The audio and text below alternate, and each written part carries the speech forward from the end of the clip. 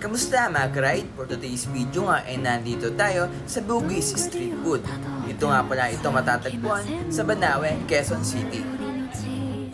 First time kong makakain dito mga ka-ride kaya talagang super excited ako.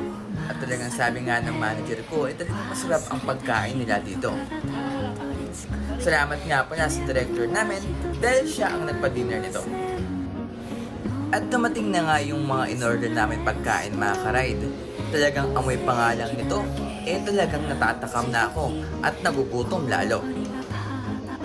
First bite? Wow!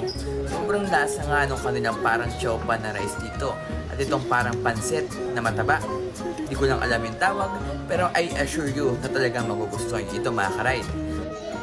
Masarap nga din yung kanilang chop suey dito, sobrang lasa at maraming laman. Ito na nga pala yung inaantay natin mga ka-ride.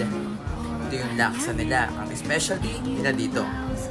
Good for sharing na nga yung laksa nila dito mga ka-ride. Kaya kahit isa lang yung orderin nyo, talagang mabubusog kayo. Sa laki nga nito mga ka-ride, tatlo pa kami naghati at hindi namin naubos ito. Natatakam na ba kayo mga ka-ride? Ako din habang pinapanood ko nga ngayon, natatakam ako. Amoy pangalang, talagang lalo kong gugutumin. At hindi mo nga mapipigilan ang sarili mo kumain ito. Sabi ko nga sa inyo mga ka-ride, sa dami-dami kong kinainan na laksa, ito yung pinakamasarap na natikman ko.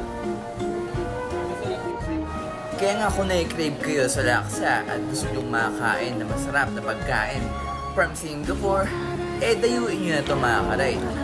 Bugis Street Food, dito na sa Banawe, Quezon City. Kung nagustuhan mo nga itong video ko, baka pwedeng pa-like and share naman yung ating video. Siyempre, huwag natin kalimutan mag-subscribe sa ating channel. Salamat!